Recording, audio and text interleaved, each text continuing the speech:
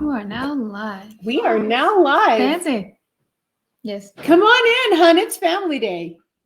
Oh, okay. Hi, Rebecca Stromsdorfer here with my homeschool village. We have a special guest today, but hold on. We're going to not. They'll start popping in right here. So I'm going to just show her a little bit how this works. See, look. Until it shows here. It's usually right about. There we go. Cool. Okay. Hi.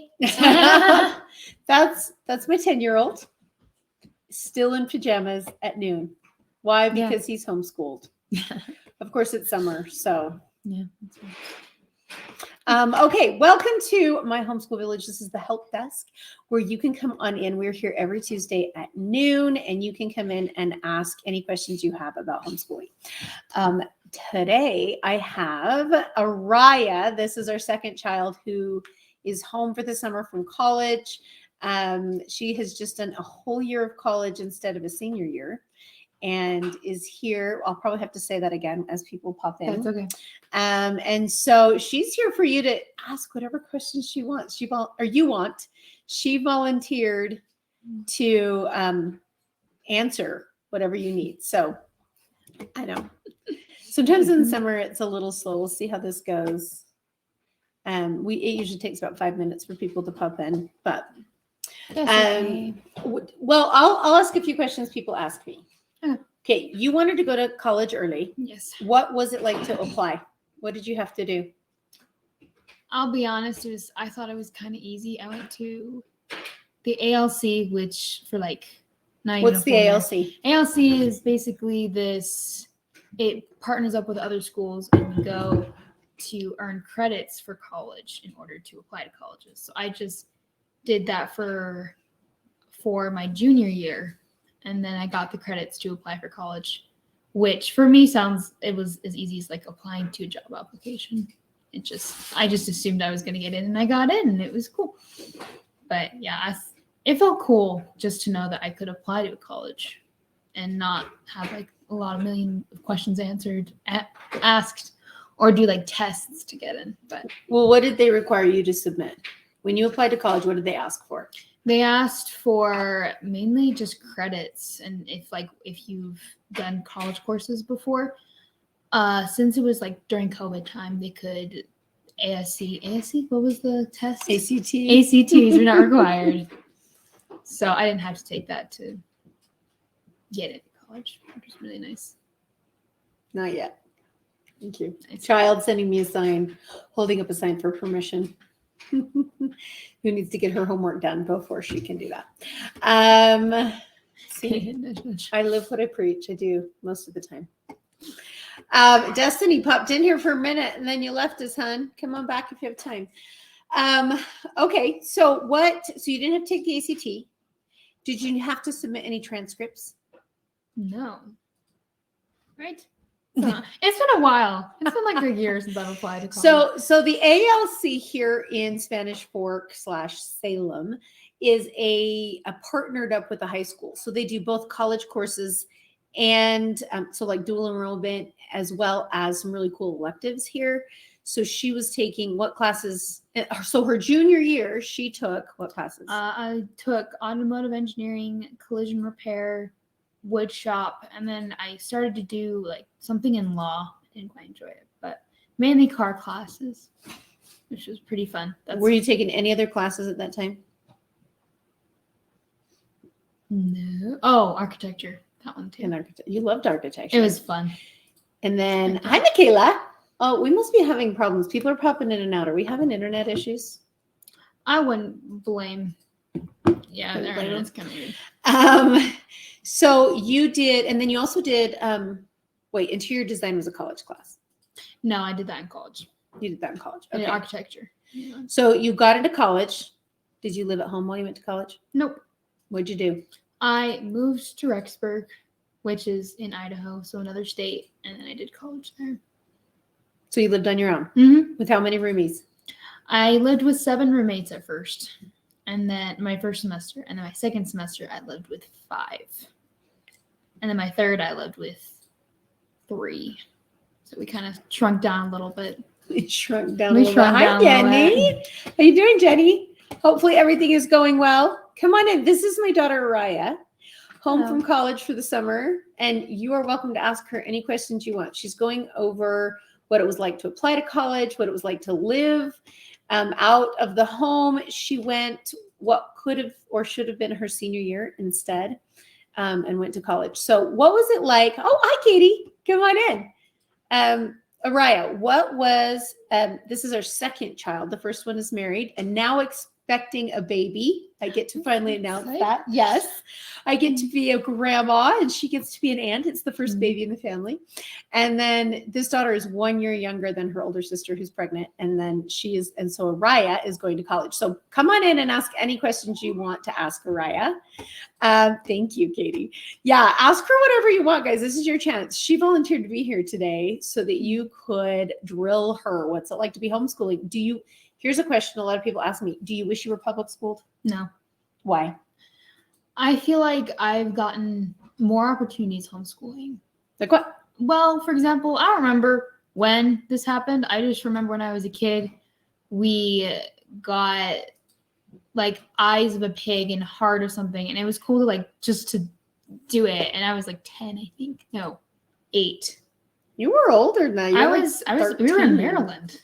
No, that was here with your Aunt Jo. Oh, never mind. See, 10 Well, lives. there's also another place. We did like a co-op. Oh, we have done a lot of. I was like 7, and it's still one of my favorites. I just feel like we've had more opportunities, speech and debate. I know my brother, they went to like Guatemala for a speech and debate trip. And so when I talked to people with public schools, I just realized how much more opportunities I had if I took the opportunity.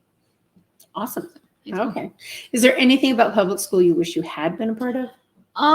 Getting friends. Well, I went to public school in high school, but if you get there to go to high school, not really to have long lasting friends because people are weird in high school. I was weird in high school, but I don't know. That is a good question. I guess just the social aspect, just being social. That was nice to just go to school part-time to understand. So like being social with other people like your age. And to clarify, she went to a charter school part-time for electives and then did the rest at home. Though sometimes the electives took up so much time, we didn't get a lot done at home. Yeah. But, hi, Claudia. Welcome.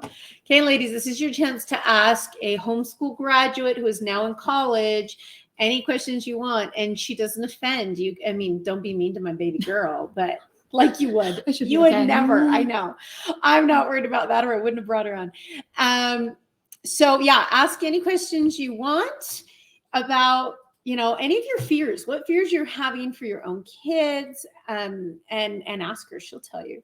I had a question I was thinking, a lot of people ask me, what was it like? So here you had been homeschooled, and then you went a year early to college, and you moved out of the house and lived with 7 roommates. Yeah. How did you fit in? Be honest. At first, it was weird. Like moving away from home when you're 17, everyone else is like 21, 22. But I realized that not a lot of people thought I was 17. They thought I was 24, 22. And when I told them that, they were really excited and wondering why I would be there at so young. But I didn't know that my maturity level was old enough to be with older people. But what did that do to your dating life? I didn't date until I was 18 because I was a minor and I didn't want to deal with anything. So I waited until I was 18 to date. There was a lot of 27-year-olds that wanted to. I said no. I dated some 23-year-olds. But since it's BYU Idaho or BYU IDU, a lot of them were looking into a future after the first date. So men looking for wives. She was like, no. I was, not yet. I'm still pretty young. I'd like to not do that. And that was her choice, by the way. I mean, obviously, we're not going to, it's her choice. We supported that choice. Loved it. But that was her choice to not date till she was 18. And then she was careful. She's not ready for marriage yet, huh? No. Not planning on it. No. So what is your plan for the next year? Right now, I'm just working on a book right now, and then once I finish that, I'm planning to go on a mission. But until then, working on my book and hopefully getting a job, maybe 2, just to earn some money. Okay. And when she says a mission, it's we are members of the Church of Jesus Christ of Latter-day Saints. And so at 19, a woman can decide to go and serve God, and you basically send papers in, and then the church tells you where you're going to go, and you go for 18 months. So that's what she has decided to do. That was totally her choice. That's where I learned Spanish. Is I served a mission in Bogota, Colombia, and so that's where she's headed. So she's taking a year off of college, year and a half off of college to do that. So, hey, Lori, Daniela, Amanda, welcome. We've got 7 of you in here. Just a quick catch up. This is my daughter Ariah, our daughter, because she has a dad. Our daughter Ariah, she's our second child. She went to college a year early. And so you're welcome to ask her whatever you want. Okay, let's read some of these. Nice to meet you. Nice to meet you. Okay, what were your interests growing up, and how were school assignments incorporated to conclude your interests? That is a good question. Most of my interests growing up were reading or listening to books while I kept my hands busy. So I did a lot of projects. My room was covered in them all the time. And I did have that stage where I locked myself in my room, listened to Twilight, and just did projects and just didn't talk to any one of my family members. Everyone has that phase. But I think for me I needed to create my interests as in school so that I enjoy school, but not enough where I think that my interest is school, if that makes any sense. But in homeschooling, I used my writing. Like I started to write in my journal, and I've been doing it every day since then because I enjoy it and because it's a thing that I wanted to do. In school, in like public school, I created my interest. I loved acting. So I went to theater. I did costumes. I did the mics. I performed. I acted. I danced. I sang. I did whatever I wanted to do. And I think I did enjoy and incorporated myself more into the social aspect of this school. And I think I had more of a connection to the school than a lot of the other kids in there. But right now, what are you like? Because she's in college. What classes were you taking in college as your interests? In college, I drew a blank. I took automotive courses. I took floral design, which helped a lot. I'm very OCD, and I'm very visually inclined, I guess. So when I have a lot of floral opportunities now, because I took those classes, if I continue to take that course, I can hope maybe work in weddings and have a lot of job opportunities there. I took social dance. I love dancing. We're Hispanic, so we just love dancing and music. So we did that, and I think I thrived a lot in that class. And I took interior design. That one was super fun. I didn't know how much I would learn from it and use that to create and grow my interests. So I definitely recommend mixing interests with school as much as you can, just not enough where you think an interest is a chore. Well, and some of her skills are organizing and decorating. She just has an eye for it. So she often would come in and fix my closet. I'm ADHD. She's OCD. So she fixes me often and comes in and she'll organize. A lot of the decor around her house and organization is done by her and her sisters because they're better at it. So, and then she says, do you recall when you learned how to read and if it was hard? This is the one to ask. This is the perfect child to ask. I don't remember. I think I was 15, 16 when I actually liked to read. I did not enjoy reading. I thought it was a hassle and there was no reason to do it. Just listen to it. I didn't like books. Everyone who interested, like, you should read this book. You should do this. No, I did not enjoy it. I think it was probably one of the hardest subjects I had was reading and writing. But when I got a good book, I haven't put a book down since, and I constantly read books. Now I'm writing a book. So your third book. My third book. Sorry, I'm writing my third book. But I think even if it's hard later, like everyone has that one stage where you just have to figure out if you want to do it or not. And I guess one day I was like, what the heck? Let's read a book. And now it's one of my favorite things to do. Okay, but do you remember how old you were when you started to learn to read? I was starting to learn at like 7, but I didn't enjoy it until like 4 or 5 years later. Yeah, it was like pulling teeth with this kid. Everything was like, just say the sound. And finally she was like, no, she was not having it. Mm-hmm. Finally at about 8 or 9, I think they were in church and somebody asked her to read a scripture and she was embarrassed and came home and said, Mom, I need to learn to read. And after that she learned pretty quick. Oh, this one time. Okay, no, wait, hear me out. So we were doing an audition at like a theater and my sister and I were doing a part. And I specifically remember my sister was like, okay, read this part. And I didn't know how to read. And I was freaking out. My mom's like, she can't read. And yeah, then, she was like 6, weren't you? Oh, that was over at Mary. Yeah. thing. It was the scariest moment of my life. So I decided to read. Yeah. It's Sometimes it's about the motivator. Like as a mom, you can say read, and it's not until they actually see the need that they'll decide. But once she decided, it was like done. She was reading, she was writing, she would just like, and now she's my biggest writer and reader. I do still have some struggles with reading. I maybe have some sort of dyslexia. You do have. I do have dyslexia. We've never had her diagnosed. It's just some signs we've seen. I still do have a problem with reading, but now it's to the point where if I have a problem with it, I can ask someone and I'm not as embarrassed as I was before because no one's perfect at reading. No one's perfect at math. It's just, you learn more new things as you go along. So. Awesome. Oh, hey, Kathy, come on in. Oh, there must be some internet issues today. Everybody's popping in and out, which is rare. That doesn't happen very often, which is fine. Yeah, keep asking questions. She's here. She wants to get back to writing her book. So she promised me 10 minutes and I can promise you a little longer. Okay. I'm going to try and drag her out. I was thinking about, do you remember when we read, do you remember what we did when you were doing violin? Because she was taking violin and she loved the instrument, but she kept saying that the notes are moving. The notes are moving. I just remember, when you focus on a note, it like sharpens. No, for me, it like blurred and it was kind of, I just couldn't read it. So instead we changed the white paper to a different colored paper and it definitely did help with the contrast. I think that also, I realized I might be a little colorblind. So I think that's one of the reasons why I was like kind of weird. Yeah, we took her note. I would take all of her assignments for the week, go to a copy center, have them blow it up and make it blue background. And then the notes stopped moving for her. And then she picked it up really fast. And then by the time I got a bunch of them done, she was like, I'm done with violin. And what do you play now? I play guitar and ukulele and piano here and there. We tried piano.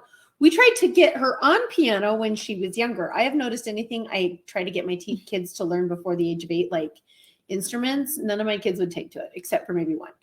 She would not have anything to do with piano. I didn't. I hated piano lessons. Like the teacher was super sweet, but I didn't want to do the assignments. It was something I had to do and I didn't want to do it after that. Okay, so what happened with guitar then? I tried to take lessons and I enjoyed it for a week and then I didn't. So instead I did YouTube videos and I think I learned a lot better that way. Same thing with piano. I can't read piano notes, but I can memorize piano songs. And so it looks like I can play piano. So there are different ways to learn piano. But. So yeah, she taught herself on YouTube, guitar and ukulele. And all my kids now are like, I don't want lessons. If I want it bad enough, I'll teach myself on YouTube. And then if you want it bad enough, then you will put in the time and dedication to do it. And so then you want to do it and you enjoy it more than just like a school subject. Okay, well, what about a school subject where I was making you? Like math. Sure. What was really going on in your head when I was like, you'll get that math done? So I enjoyed math. And then when I turned 13, 14, I don't remember the exact age, but I had a mental block with math and it didn't make sense anymore. I loved solving puzzles, figuring stuff out. But after that mental block, like every time she told me to do math, I tried to hide that I didn't do it. She thinks I didn't know. I mean, yeah. But there were some fights I wasn't willing to put up with. But so then she swore off math for years, and I could not for the life of me get her to even touch it. And when they hit that teenage years, you have to pick your battles. So then she went to college, and what happened? I took an algebra class, and I'm glad I took it. I do think I need to take another algebra class because algebra is very important and you guys should do it. But I do think I did struggle a little bit with college math. But that's because I didn't have any desire to do math. So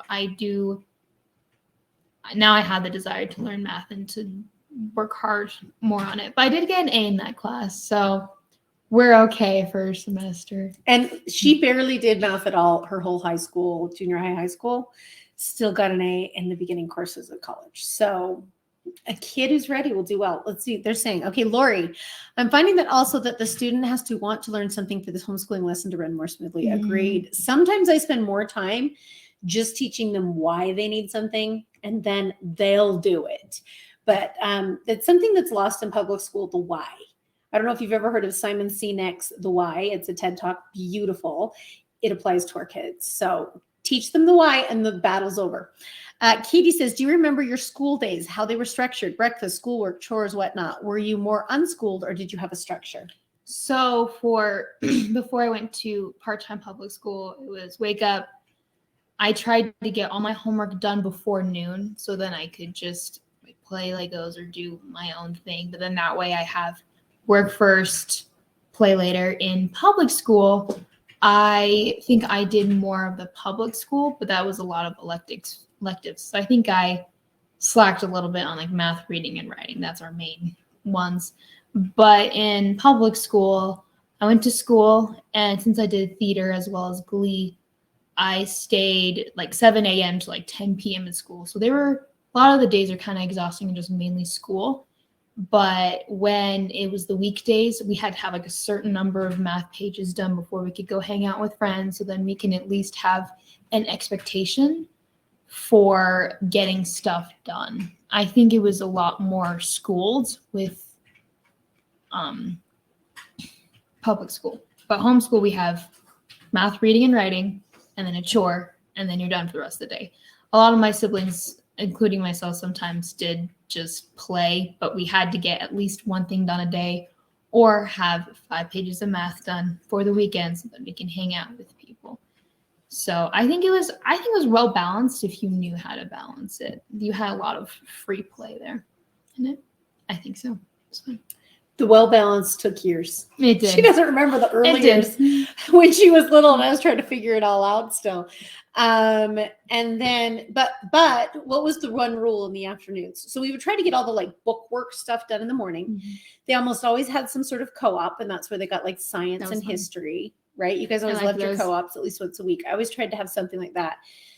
And they did some fun stuff in those. What about, do you remember the rule for the afternoons?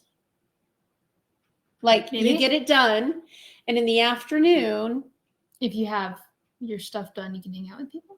I don't remember. It's been a while. Okay. No, I'm wondering if you remember. If you're being creative, what happens? Wait, what? No. What? If you're being creative in the afternoon. So do you remember sometimes you guys, if they were being creative and working on something, I left them alone. So they didn't have to. And so that's kind of our rule. If you're being creative, or if you're working on a project of your own choice, or even something I gave you, then I leave you alone. And so I would hear her and I'd be like, Ariah, where are you? And she'd go, I'm having creative time, Mom. And I'd be like, okay. Do you remember that? Yeah, actually. I wonder how often were you actually having creative time? Or were you just hiding from me? Yes and no. Sometimes. I think most of the time I was working on some paper, anything I looked on YouTube, and I just worked on like origami or paper structures mainly. But when we were in Maryland, she was young then, I was under 10. Me and my 3 siblings, we would play outside. We would create bamboo structures. We would play in the mud. I think we were more creative because we had the outside and we were young. So we had very creative imaginations. They were little. I enjoyed playing outside more. But we moved here when she was 10. So They were little. Lori says, we teach that sometimes we have to learn things even if we don't like them. Agreed, including reading and math. Even as adults, we have to do things that are less enjoyable than others. And that's exactly, we do too. There were days that I wasn't up to the fight. So it depends on where mom is emotionally, whether I was had just had a baby. I have dealt with some health issues. We have dealt with depression, anxiety. In this house, we've dealt with everything. So there have been times where we were dealing with funerals and losses of people. And at those times, we don't fight it, and it's okay. And we would heal, and then we would get back to work. So I'm a big fan of get done the have tos before the want tos, unless it's healing time. In college, one of my main goals was to get my classes done by 4 and have 1 hour work of schoolwork. And then after that, I could hang out with people, work on my book, do something that I enjoyed. So then I can not feel like the whole day is a work. Once 8 hours of work, 8 hours of play, 8 hours of sleep. But yeah, I suggest doing work first, because then you got all of the mind needing stuff out of the way, and you can just let your brain do what it needs to do in order to create something or do something. So it's interesting. And I like this, Lori. Thank you. Good goal. Independence and promoting creativity. Amen to that. And I think our kids have turned out very independent and very creative. Thank you. I do. Don't you think? Yeah. She only needs me when she needs money. No, I'm just kidding. I had really creative ways of asking for it. She did. She got so creative in asking ways for money. I couldn't say no. I was like, dang, we got a problem with this creative child. So yeah, keep asking your questions, guys, while she's here. I had a thought on some of that independence and creativity I was going to ask you. Yeah. Okay. So college was not a problem getting in. She homeschooled all the way through. Are you going to homeschool your own kids? Yes, I want to. What if your to-be husband doesn't want to? Well, then I'll show him the benefits. Say, you married a homeschooler, might as well raise him. I guess. That's one thing you don't think of, is that you're only 10 to 20 years away from homeschooling the next generation. I didn't realize that my own children would to them, this is life now, and they all plan to homeschool as well, which I think is cool. I didn't know I was setting the next generation up for homeschooling, which is awesome. Yeah. And I've influenced a lot of people in homeschooling themselves sometimes, because they're not enjoying school. They're not enjoying some things. So it's cool to be like, hey, you can do this and you can do that. You just need to think of it a different way. The question, did you learn any entrepreneurial skills, and have you started a business? So in high school, our bishop taught an entrepreneurial class. And so I took that, and I did learn a lot. And if I wanted, I could start a business. I've taken some thought into it. Recently, I'm not interested in starting a business right now, but I think I would definitely want to in the future. I don't know what, but I have so many things to do to create a business on that I think I can start anywhere and anytime I wanted. So yes, I have. She comes from an entrepreneurial family. I'm a third of 7. And how many of us run our own businesses? All but 2? All but 3? So 4 of the 7, we all have businesses. So whenever we get together as a family, that's all we discuss is the next business and who's doing what and how it's doing. So it's very much a family culture for us. More of her aunts and uncles are running businesses than don't. I think if I would start a business, I would start to work with one of them to see how it's run before I start my own business. She's got a couple of aunts and uncles that would love to have her come in and take over. So there are a lot of opportunities where she's just not there yet. I have a lot of things. She's only 18. Only 18. I know. I feel like I'm an adult at like 15, which is kind of cool. Ooh, excellent question, Jenny. Do you feel like you had a hard time socializing when you were back to public school for your electives? At first, I did. I felt out of the loop and I didn't know what to do. But after the first couple of months, I think I socialized better than some of the kids there because it was new and I wanted to learn something new. And socializing was a whole other thing. And we have socialized with like co-op groups, so we weren't like isolated our entire lives. But I think it was hard for the first few months. But since those, I've had like 4 years of just being friends with everybody and communicating with people. And I do think in college it helped a lot because now when I worked at the gym in BYU, Idaho, I would know people that were extras and I would know who they are, what they were doing, what their major was, and I would talk to them every day. And I think it helps me more to not understand socialism, so then I can Socialism. So then I can understand it. Social life. Socialism. Well, and this was something that I thought was interesting too, is all my kids, when they went to like started taking their first courses in high school for electives, so far 3 out of 3 have done it. They all struggled a little bit with the social life. Not that they were like outcasts or anything. They were just like, Mom, I mean, what did you think of the kids? They had their groups. It was weird to see like this group had theirs, this one had theirs, and I just thought everyone would be friends and everything would be fine. But it was interesting to see that since I didn't grow up in a group, I could socialize with all different kinds of groups. And so I wasn't limited to one, which was kind of cool. Yeah, you were actually, I remember you guys coming home and saying, Mom, they're so shallow. Like you were just surprised at the conversation seemed to be so shallow. You were shocked at the bad words and the dirty talk. And they were really quite surprised about, the cliques. That shocked them. What was interesting is that they went in and they observed, and then they kind of fit themselves in without absorbing. And I thought that was really cool to see because I didn't know that would happen. I was a little nervous. This was an experiment for me at the time. So socially, though, they don't really click. They get along with homeschoolers, public schoolers, all areas. And I've noticed they're less judgmental because they didn't grow up with the judgment. Wouldn't you say?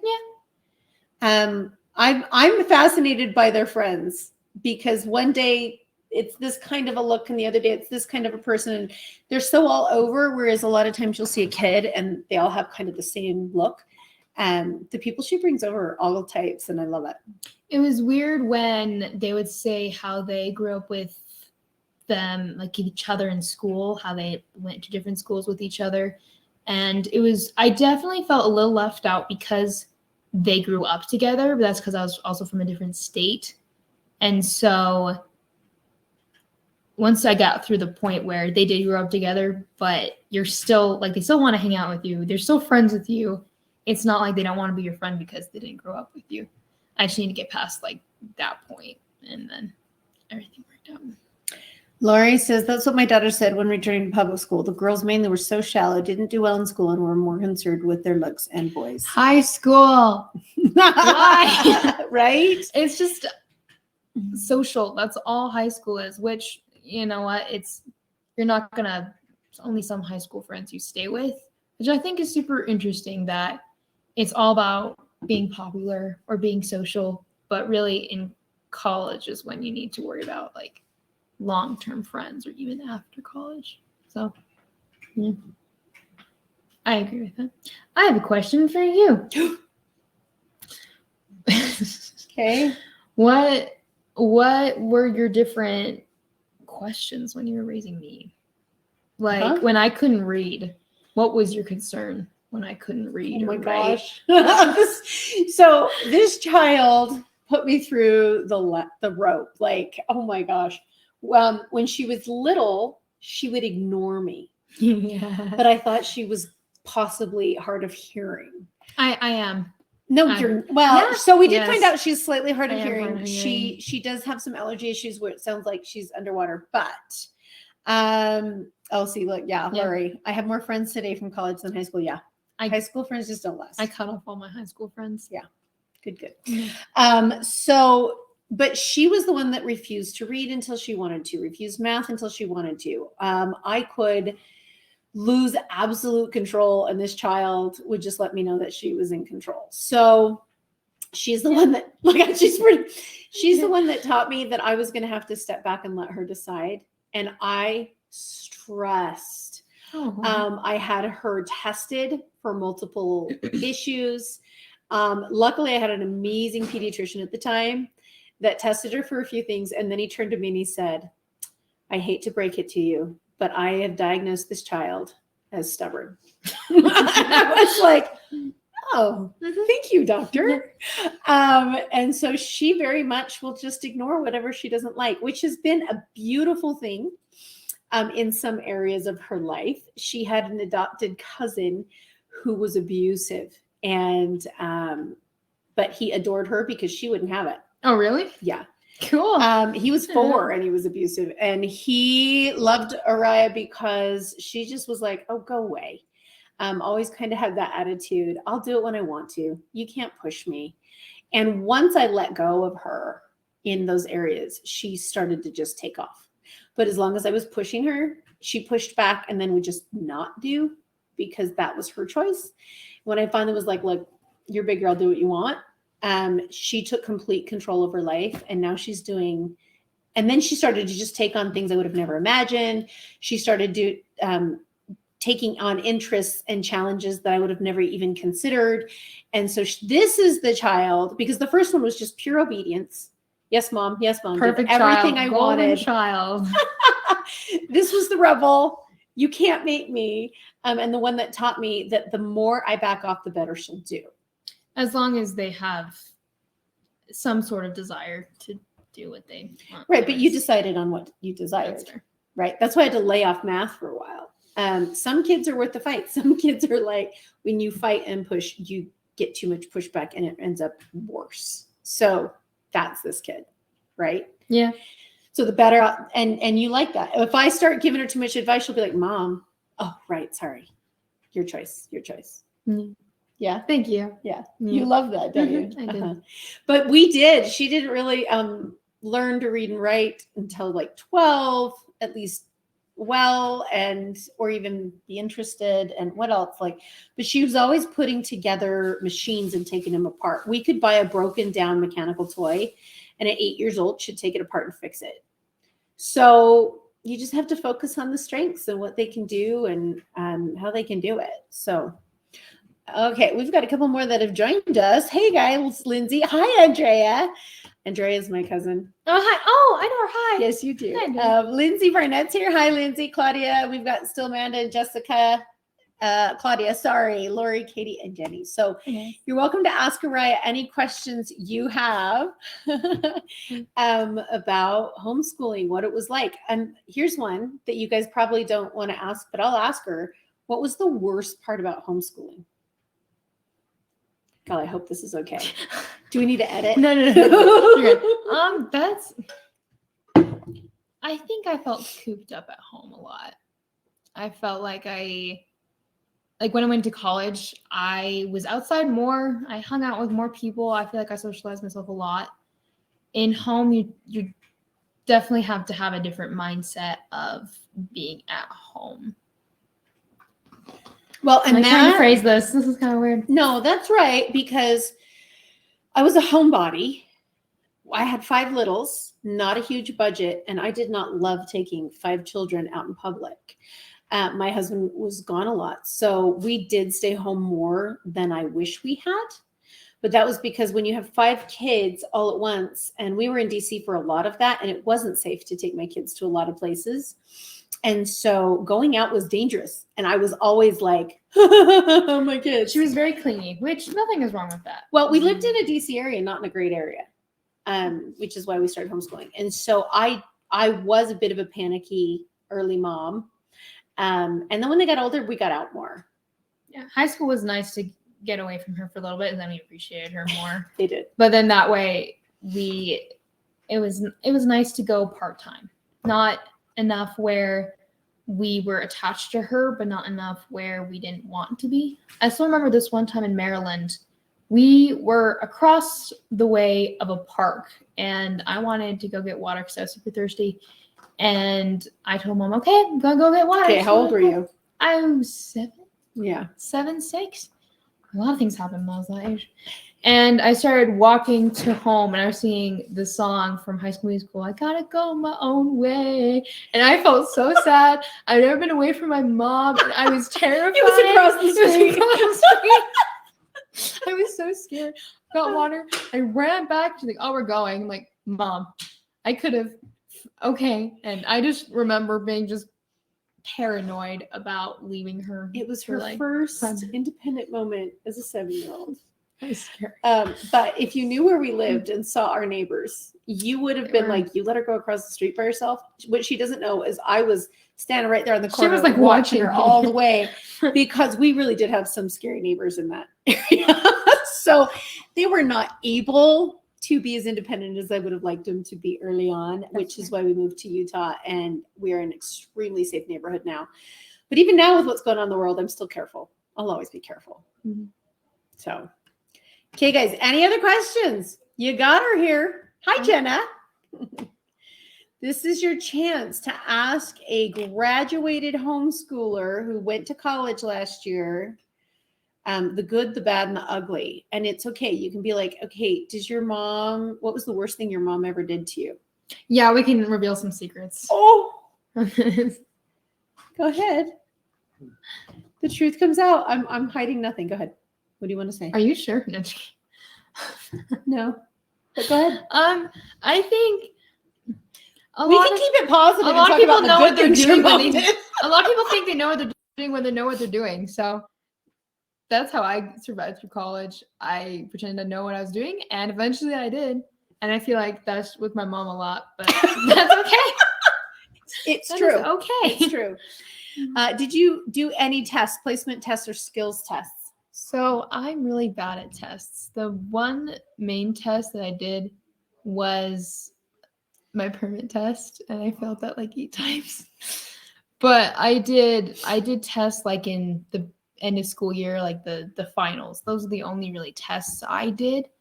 I've never done what's it called?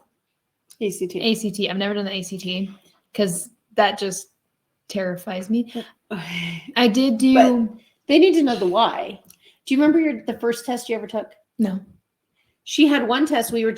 She did a test when she was in 3rd grade for a funding company. It was Harmony in Utah, and they give funds, and you have to take this test to get the funds. So she took a test. It was like 3rd grade. She still wasn't reading very well because she didn't want to yet. And they had her take this test, and she came home in tears. Do you remember this? No. She came home in Clearly absolute not. tears, and for weeks was absolutely distraught because she felt that she was dumb. You know what's interesting? She never even got the results. They didn't even share them with the kids. She came home going, Mom, I'm dumb. I can't do it. I don't know. And she just felt so dumb. I'm like, did they give you results? Well, no. Then how do you know you did bad? I just know. And after that, she would get anxious, this horrible anxiety before any test, and has never loved a test since. And since then, she gets that same anxiety. And I think if we had just waited, if we just got her out of those tests, since then I have kept all my kids out of tests until they were older to avoid that anxiety. I done ASC tests. ASC tests. ASC tests for automotive. They're certifications, and I tried to do those. I did not pass them, but it's good to know what my skill level was on tests. I think I did better with the homework than the tests themselves. One of the classes were all tests, like that was all the homework, and I think I circled the most in that class. I did still get a B though, and that's her struggle. So. How did you feel with moving up grade levels? I was excited to go on to the next phase. I didn't really think of ending high school. I didn't think of it as moving grade levels. I thought of it as just another year of more learning. I didn't think of it as, oh, you're going to be in this group now, or you're going to be so old, this is going to happen. I think I enjoyed moving up grade levels because I didn't feel like I needed to learn new, but I needed to learn more instead. So then it's more of expanding on my knowledge instead of gaining knowledge that I didn't understand, if that made any sense. That one. How do you feel about moving up or even different grade levels for different subjects? So that's a good question. In architecture, no, sorry. I tried to go to Spanish Work High School, and I went inside this class because I thought it was my class. It was like the first week. I was trying to figure out where my classes were. And I was in the totally different class, but I stayed in it. And I was in 7th grade, and I was taking the class with a bunch of seniors, and they couldn't tell. And she kept up. They couldn't tell. It was super funny. I even, in merit, I went to 3D design, and I was the only 7th grader there, and I did one of the best in the class. So I don't think grades should matter as much. I just think it's your level of wanting to learn knowledge, because it doesn't matter how old you are. You don't learn more knowledge because you're older. You just learn more knowledge because you have more experience of learning knowledge. So I think it was actually really easy and kind of effortless to move up levels. Not in math, though. Math was hard, but besides that. But see, she noticed, though, she says she struggled, and then she tells you the grade. So she may have struggled. It may have not been easy for her. To her, struggling means it didn't come easily. Doesn't mean it was bad. So, did you feel ready moving up? No, listen. Oh, your mom had said that they were strict parents when you were little, so that you had more freedom when you were older. How do you feel about that now? So I'm in college, and I didn't know how strict my parents were until someone was telling me how I was acting in what I was doing. It was kind of weird. You're an amazing parent, don't worry. But good answer. You What were. do you mean? What do you mean? I was in college, and I was talking to this one girl, and she just asked me why I acted that way. I don't remember the exact thing. What way? I don't remember. Like, I did something. Like, I washed the dishes or something. I don't remember. It was like a normal act for me, because it was just normal. She's like, why would you do that? Because it's just what needs to be done. But the context is. As I'm trying to. Was it a good thing you were doing or a bad thing you were doing? It was a good thing. It was like, for example, this is an example, not like the exact contents of what happened, but I stood up to shake someone's hand, and the girl I was next to was like, why would you do that? There's no reason. Like, well, it's an authority figure, and I should stand up because it's polite. And she was really confused with that. I was like, you're so weird. Like, thank you. But I guess just little things like that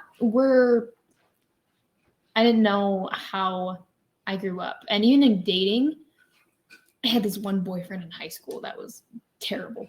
But Go ahead, I'm not saying anything. That was high school. That was years ago. But in dating, I applied it a little too much. And I think I was strict on myself because I didn't understand the differences between like being strict and just being wise about it. I think it was not hard, just different. I am so confused right now. Me too. Okay. I'll be honest. But now, like, do you feel like we give you a lot of freedom? Yes, I feel like they do give me a lot more freedom, but that's also because I'm older and I know more. When you're a kid, sometimes you need strict because you think you know everything when you're 14 and you really don't. So do you appreciate that we were strict, or do you wish we hadn't been? I appreciate being strict. I do think because we were homeschooled, we were a little more strict than others because we were raised in the home, but I wouldn't change how I was raised. Would you call us strict now? No, I don't. I think you're more strict with us than her smaller kids. Oh, smaller kids. With the smaller kids. Oh, yeah. It's true. The smaller kids get away with more murder than the older ones do because I now understand what's important and what's not. But I have had them come home when they were in high school and stuff and say, wow, you give me a lot more freedom than my friends' parents do. Which is interesting to me because when they were little, I was the strict mom. And now that they're older, a lot of parents do the opposite of what we do. They let the little ones do whatever they want, and then they're strict on their teens. And so we host a lot of parties because we're more relaxed in the teen stages versus when they were little.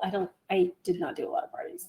I didn't like it. So Lindsay asks, is there anything that you wish that you covered that you didn't? I'm just looking here. Go ahead. Hi, Regina. Hey. Welcome. Um, What do you wish I had covered more? I don't know. I feel like I've been in college for years of my life now at this point. 1 year. Yeah. I don't know. I think probably reading and writing a little bit when this, even though, she couldn't fight me on it. But I remember I was talking to this one girl and she's like, spell caterpillar. I'm like, why would I do that? I don't even know how to spell caterpillar. I still to this day have no idea how to spell caterpillar. I definitely use autocorrect more than I'd give credit for. But I guess I wish I'd learned to enjoy my learning sooner. But I don't know how I would do that if I was a rebellious child. I guess don't worry if your child's rebellious. It's not like they're going to go off into the wrong path right away. Every child has that point. But I don't know. I think you want to.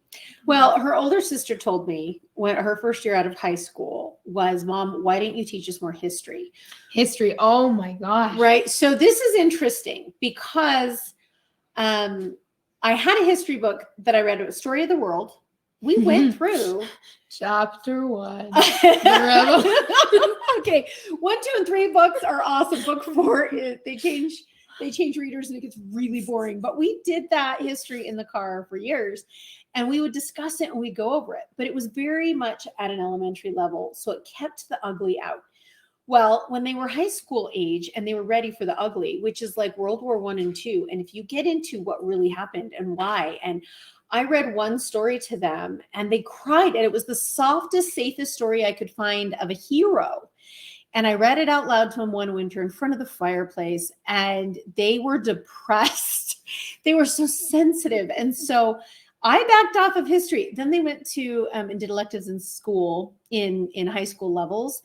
And so they didn't really have time for the history anymore. They read a few books on their own, but they're upset with me because I didn't teach them enough World War I and II. And I wanted to, but I couldn't. Every time I would go over a lesson, they'd go, oh, Mom, how could anybody do something that bad? And it just gave them nightmares. And I was like, maybe you can just do this as an adult. I think the most history we have is Hamilton. Just listening to the songs. I think we're a musical family. Not all of it. We had to cut out some of those. That has been edited for your information. They have never heard the whole Hamilton. Some of us haven't heard the whole. No, I'm joking. Yeah, I do think we don't use as much. I do think history is very important, but I forgot the history was a thing. I'll be honest. I haven't used any of it in college. Oh, that's not good. And she hasn't taken history classes this year. That's true. But I do have, it's something as they're adults, I'm talking with them more. I do wish I had pushed more history because as they're watching the world, you can't make decisions on the future if you don't know the past. Lincoln. Yes. You can. And if you don't understand the past, you can't help like voting and stuff. And why are you voting this? And you've got to know how Hitler came into power and how he convinced the people to follow him. And these are all things that I think is important, which is interesting because I didn't learn it until I was an adult, because they don't really teach you to rebel against authority in high school.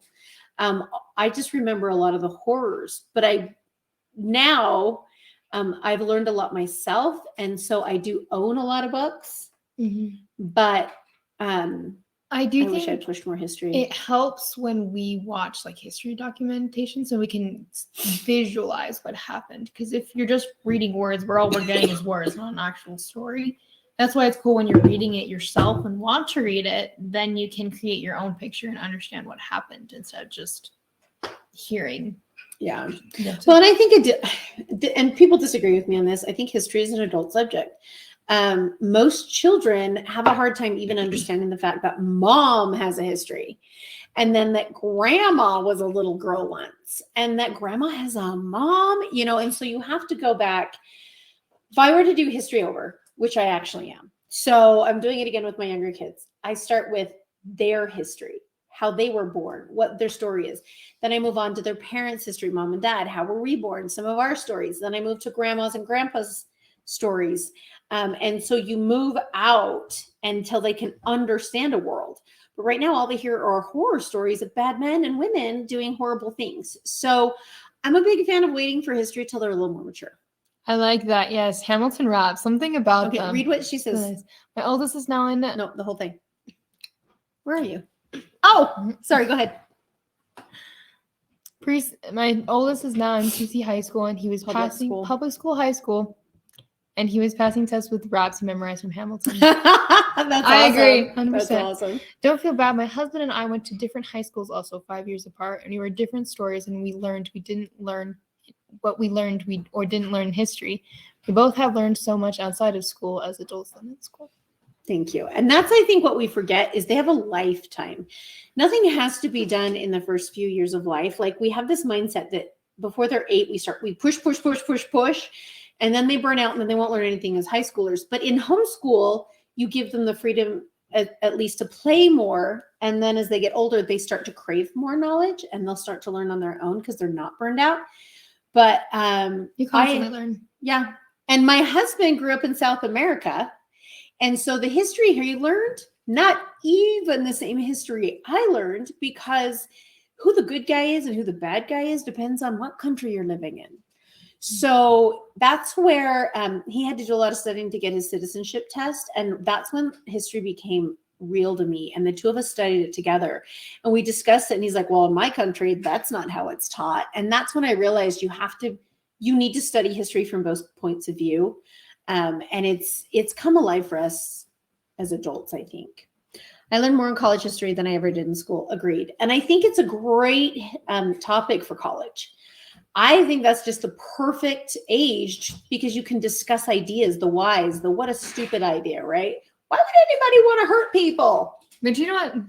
That's a good question. I love that idea of teaching your family history first. Yeah. And it helps them. We do this with geography too. First, draw a map of your house, then draw a map of your neighborhood, then draw a map of your city. Once you apply it to yourself, you understand it more because a lot of people want to know more about themselves or talk about themselves. So then if they understand that it relates to them, they're more interested in it. Do you remember so Lori, elementary history, my kids enjoyed Liberty's Kids. Do you remember Liberty's Kids? Oh, wait, remind me what it was? It was the girl and she was writing, it was a cartoon. Yeah. And it was the cute accents and the girl that was always writing about things and letters to her dad and the American Revolution. I recognize Liberty's Kids. But when she's talking about it, okay, do you remember the Hero series? The picture or the cartoons of George Washington. Okay, I need to look at this. So so if you like Liberty's Kids, did you know that there is a company called Living Scripture, which is, yes, based on religion, but if you are not Christian or don't want religion, that's fine. You can go in there and they have Liberty's Kids. They have a whole educational section. Now you remember, huh? Yeah. Liberty's Kids. They have a whole history in cartoon form. There's one on George Washington, Abraham Lincoln, Marie Curie. I love Liberty's Kids. Man. Yep. Yeah. So Living Scripture, right now it's $75 a year. I am currently talking to them to see if we can add it to our program. So if you haven't seen our program yet, it's to help you guys with your curriculums. It will make your life so much easier. Go into our program, you buy the monthly program, and you have access to iExcel, Starfall, Creative Bug. Anyway, there's 8 different programs in there to make your life easier, and they're all online, and it's all inclusive. Inside our membership, it ends up saving you like $150 a month per kid.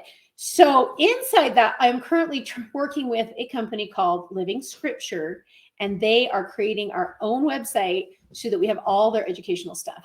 But that won't come till September, and by then I have to up the price, just FYI. So if you want to get in and lock in your price, you have to do that soon, and you have until tonight to get the $5 off. I think because of Living Scriptures, I've understood more scriptures than a lot of other people because I could see history happen. I can understand it. They've taken all the Bible stories and put them into little.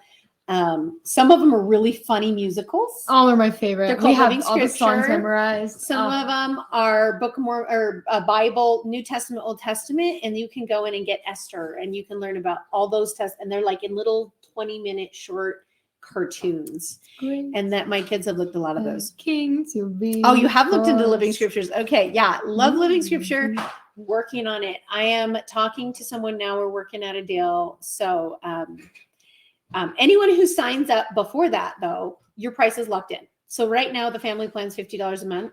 If you sign up, it's $50 a month for life. And then when I add in Living Scripture, you don't have to pay more.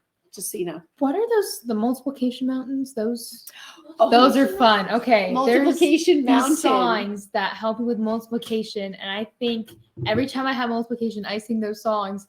They help a lot. And then there's this other one that was about like bills and rights and nouns and That pronouns. you remember? Oh yeah, That one is I just forgot what it's called. somebody help me. It's also those are on Living Scripture too now. I think they Really? just put them on there. What? Rock Cursive? something rock. No. School rock. House of Rock. House No. of Rock. Schoolhouse Rock. Schoolhouse Rock. I think that's what it's called. House of Schoolhouse Rock is that one with that movie. Schoolhouse Rock. House Rock. I think it's Schoolhouse Rock. Yeah, that Yeah, one right Schoolhouse there. Rock. Schoolhouse Rock. It has like nouns and verbs and adjectives, and man, I struggle with those. Songs for But and it has songs amendments. help.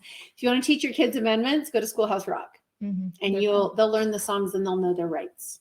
It's a fun way to do it. Schoolhouse Rock. See, Lori knows it. Yeah. It's because I keep thinking of a School of Rock.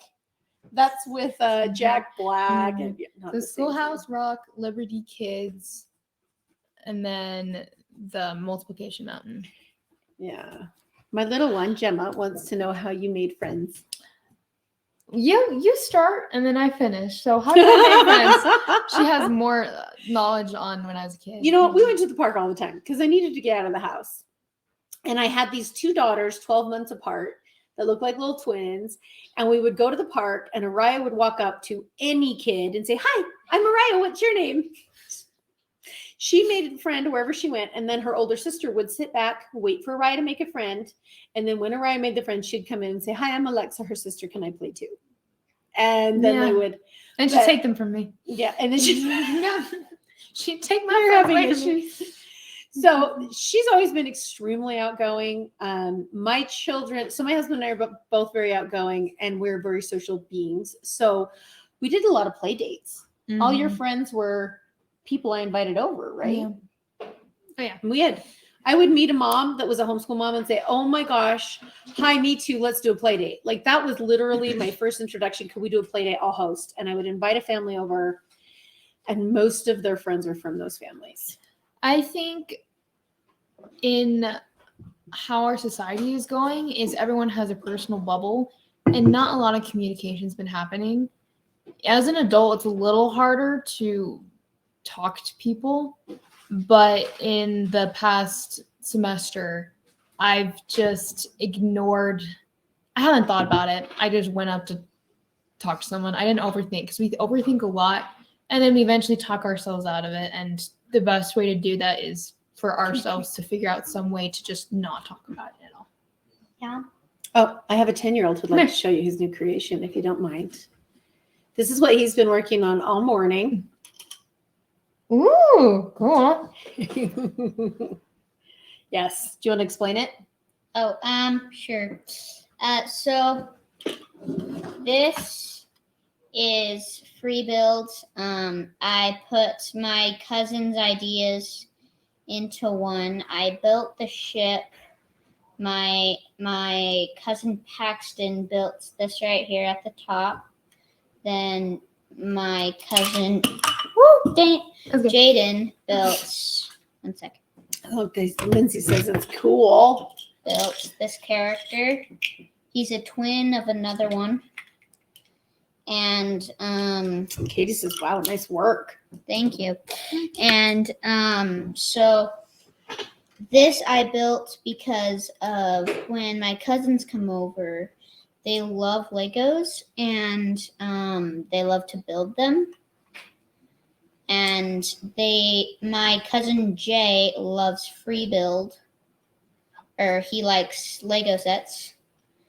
And I love free build. It helps me with my imagination. And my cousin Pax, he likes building characters. So I just went to the fair, bought some new characters, and right now I'm adding on to it. Very cool. Thanks for sharing, buddy. Welcome. Appreciate it. Thank you for letting him show that to you. I'm amazed at how much I let my kids Lego all they want because I'm amazed at how much problem solving they do. They're learning physics and balance. They're learning to put an idea in their head and then put it down into something, which I think is vital. Go ahead. I built the Great Hall in Harry Potter out of Legos. And I was so proud of that. That took me forever. And my mom was like talking to some people on the landing and I need to show mom right away. So I went up to go tell her and I tripped and it fell right in front of her feet. And I was so sad. That was a sad day. I was so That sad. was sad. I tried to rebuild it, not the same. I was so sad. That was Oh my sad. She cried. God. The thing about Legos, That's my that's favorite. the thing about Legos. When it breaks, you can rebuild it. But Yeah, you can rebuild it. But I do like watching them pace working an idea through their head until they figure it out and then putting it down, which I think is an entrepreneur skill. Get the thought in your head. You've got to figure it out in your head so you can put it on paper. So do you think you leaned more towards formal curriculum or did you prefer more of an unschooling approach? Question is for both of you. Do you know what that means? You go first so you know an example. Okay. So formal curriculum is like I pulled out books and was like, all right, this is what we're going to do for science. This is what we're going to do for history. This is what we're going to, and we followed those curriculums, which we did a lot in the beginning because I didn't trust me. I didn't trust them. I didn't trust the process. And so we used curriculum, which I think is great starting out. We did use a lot of, there's some computer programs that we used and continue to use. Which for me is the curriculum. So IXL, we do use teaching textbooks, but it tends to, problem with teaching textbooks is it doesn't allow you to skip ahead or slow down. It's just really, really, really repetitive. Whereas IXL allows them to speed up if they know it, slow down if they don't. And so we have used curriculum, Starfall, IXL, Code Combat. They love Code Combat. I like Code Combat. Everything we've used is currently in our membership at like a mega discounted price, by the way. But the unschooling approach, I think, has happened more as they get older. When they were little, they needed playtime. They needed lots of playtime, but they also needed to learn structure. We were teaching them work before want. And so that was important. Now, as high school ages, they actually pick what they're going to learn. I hated the books in high school because I couldn't, when my mom put a book in front of me and I had to learn it, I hated reading and writing more. I did not enjoy it. I liked it better when we made it for us because everyone learns differently. Everyone thinks differently.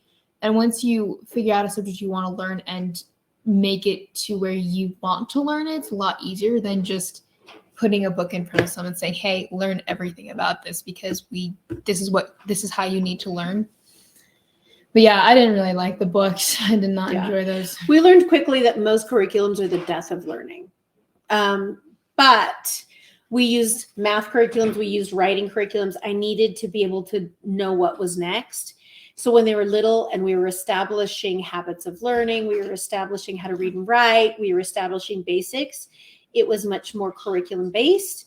And then as they now became that as their habit, their lifestyle, we went more unschooling because they already in the morning worked and learned and in the afternoon were creative or played. And so once that kind of was established, I think most homeschoolers start out very curriculum based and then move into unschooling. And I think it just is part of the process because your children now know the expectation, you know the expectation, you trust each other in the process more. And so unschooling becomes more natural because of the trust, because of the understanding. But when you start out, I think the curriculum based, especially using like online programs that, yes, give you an outline, but don't stick you to it. Those are the ones I like that will support your family life.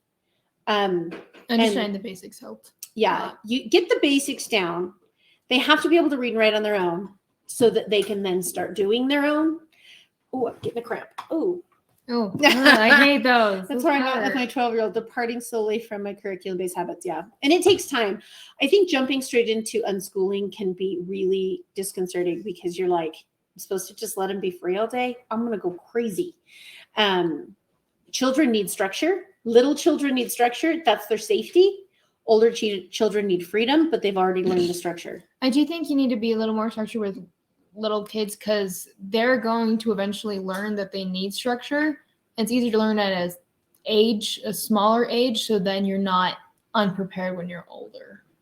I think I was pretty prepared for structure because mom was a little more strict, so then I could understand a little more of how I wanted my structure in college, and that's why I did so many credits I can handle. I only did college until like 4 p.m. and I think I helped pace myself more easier. And we are big. One of the things I have learned over the 20 years, and what she even taught me even further going to college, was teaching them to keep it balanced, to not be. I was raised by a workaholic. I am a workaholic, but I'm also a free spirit, and I have a hard time balancing. But I've watched my kids, and we've really tried to say, okay, great, accomplish things. But remember, you have to take care of your body, your mind, and your spirit. You still need breaks. You still need to play. It's part of creative. And so if we're in a learning stage and they're struggling and I can see their mind shut down, I'll say, okay, go play for an hour. And when they're done playing for an hour, they come back, they learn better again. Balance. And some days, and balance sometimes looks like today we work hard all day long and tomorrow we play all day long. So balance can be very back and forth. Sometimes it's like we take a whole week and we're just on it and we go. Mm-hmm. And sometimes there's a week where we do nothing because we're burned out.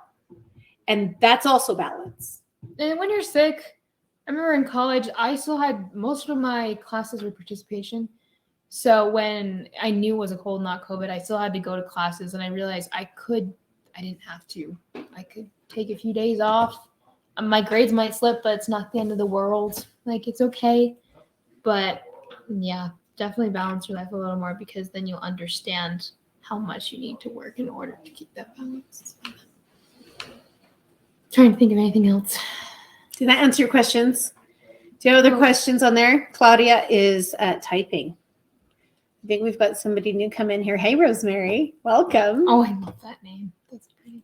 Oh, yeah? Oh, yeah. Rosemary.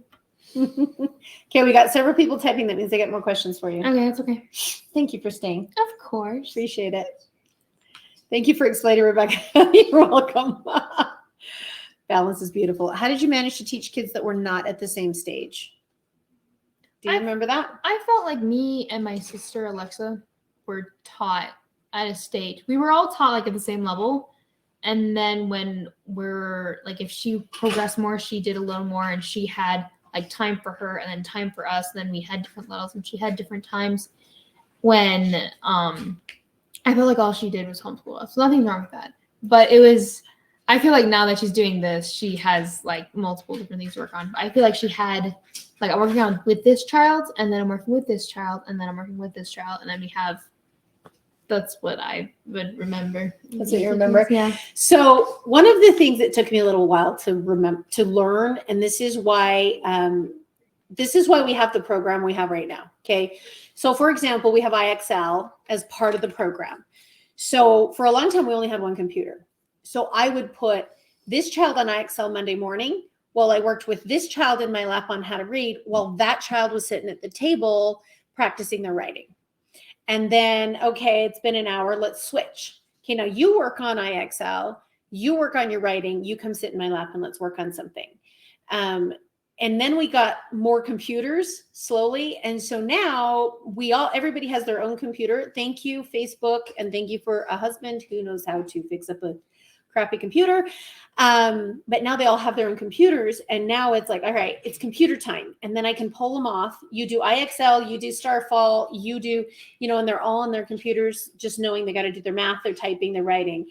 And while they're doing that, I pull out one. And I can say, okay, you and I are going to work on this right now.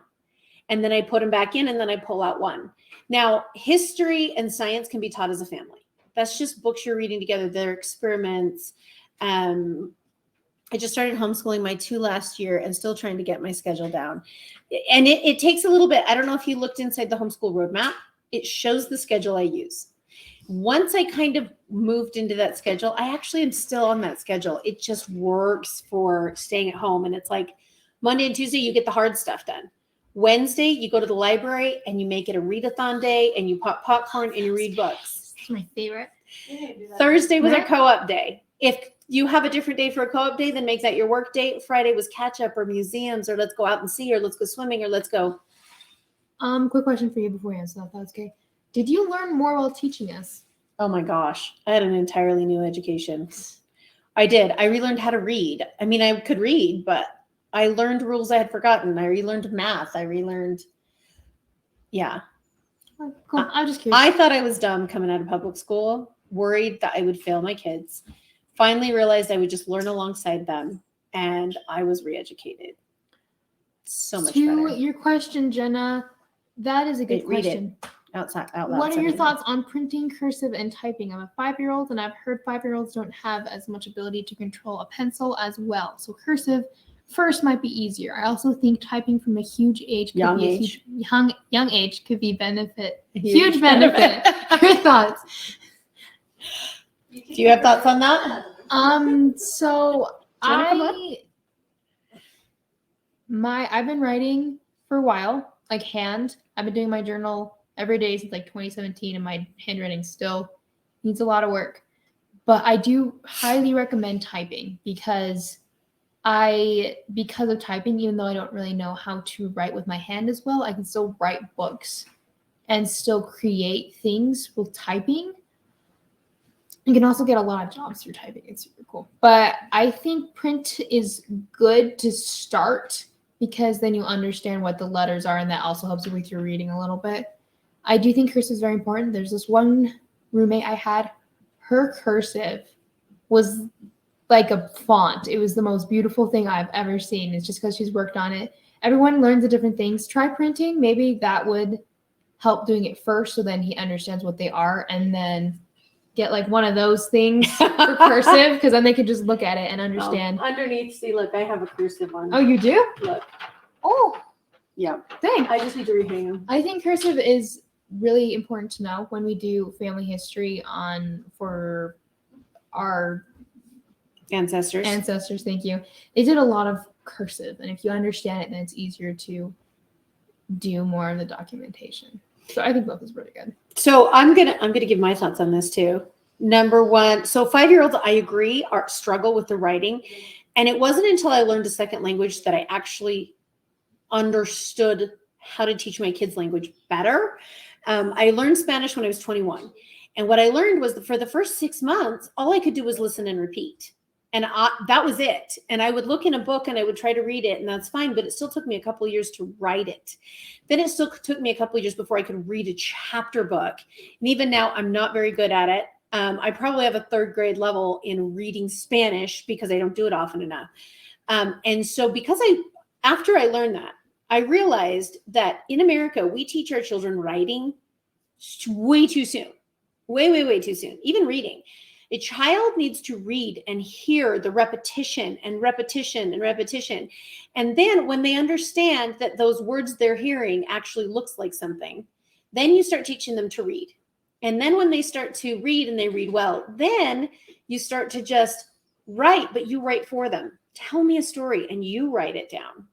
Then they'll say, Mom, I want to write it. And you go, okay, here's an A. And then you let them start working on A, B, C, D, E.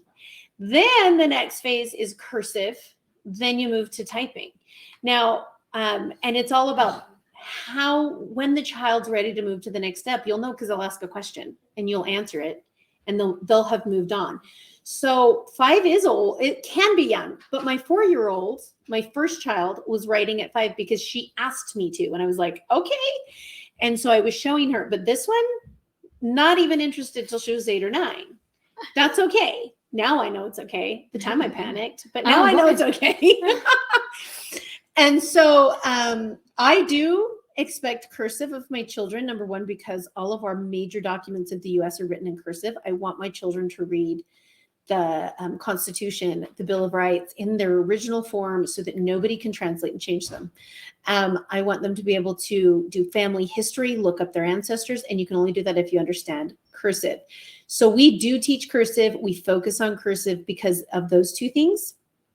And because there's an entire generation now of children being raised without cursive, which means who's going to read all those documents? My kids, hopefully all you homeschool kids. Miss Lori, I agree. Yeah, I can. Oh, and Lindsay says, yep, I'm learning more. Lori says, yes, the teacher always learns more than the student. Yes, so many children cannot read cursive. It's true. And I think it's tragic. Typing. So just so you know, inside the group, we have handwriting and cursive worksheets totally free inside the teacher's cabinet. Oh, dang. Yeah, I know, right? All in there already. Just go into the teacher's cabinet. It's inside under courses. Click on teacher's cabinet. There's all those printouts are already in there for you. And if you're looking for a typing program, do not use a free one because every free one. Do you remember? See, she remembers. Do you remember? Type. Oh my gosh, that was fun. But okay, so there was this typing game. It was like you race while you type, and actually it was one of my favorite. It was one of my favorite games. But then it got weird, and then it asked for information, and then I think this. What else happened? Like something. Somebody approached you. It was weird. Want to be my girlfriend? It turned out to be like we were like, what? It was like people communicating with each other, but it was to the point where it was not safe. It turned into a stalker website. But it was fun. And then we got rid of it. So typing programs never take a free one. We learned that it didn't matter what free typing program we found, it ended up into bad news. The one that is in our group, 100% safe. I checked this thing in and out. It's called Type C. Okay, yeah, and it has college level. Ooh. Yeah, and while you're doing college, it teaches you government. It will actually have them copy things like the Bill of Rights and the Constitution and how the government's set up. So if you want a great typing program, that's also in our program. I talked to him and was like, we need this. Yep, I can set you up with an account. Hold on. Okay. I'm paying for the family membership, guys, for all my kids. Hi. It was because of your TikTok. One of the first ones I saw of yours saying not to worry about my 7-year-old not reading like others. I was so worried that I was not doing anything right. Till I seen this, she will learn on her time. And I'm so grateful for that. I was about to send her back to public school. Thank you so much. You're so welcome. This is the inspiration. Oh, you can thank this child for putting me through lots of headaches and tears. Yeah, same thing. I put myself because she's the one that taught me you can be brilliant and not read. I didn't know that. And she even thought she was dumb, which broke my heart. Do you remember sometimes do. It's okay. Do you remember reading The Dyslexic Advantage? Or no. I read it to you and I was like, hey, look, this guy. No. Oh. I don't remember a lot in reading. Well, I read her out loud The Dyslexic Advantage, and that's when she started to realize that she was smarter than she thought she was. I think I'm more of I watch to learn instead of. She's a visual learner. Yeah, I'm more visual than listener. So, but she's great at math. Awesome. That's good. That is good. So cool. Nice. I'm glad that helps. Just so you know, you've now met the girl that I'm telling those stories about. I tell stories about you all the time. All good things, right? Okay. Of course. Okay, they're okay. There's nothing bad about you. You can hear her sister in the other end. Okay, guys. We usually keep this to an hour, and we've been on for an hour and a half. I love your questions. Love that you coming in. Any last minute questions before I let her get back to her book? She's like, Mom, 30 minutes, and then I'm out. And where I'm in a good spot in my book. I want to read it. I want to read it, but that's okay. So we'll give you any last minute. Jenna's typing here. You're so welcome. Do let us know if you want me to come back, because I would come back. Yes, she's home for the summer. Well, she's home till February. Yeah. So she has said she hasn't got a job yet. So she said she'll come back as long as she's not working. So I will get her on again. Isn't she fun? If I could just convince my other kids to come on with me too. So we'll get there. Hey, I got on. Thank you, Ben. And Benny. Thanks, Ben.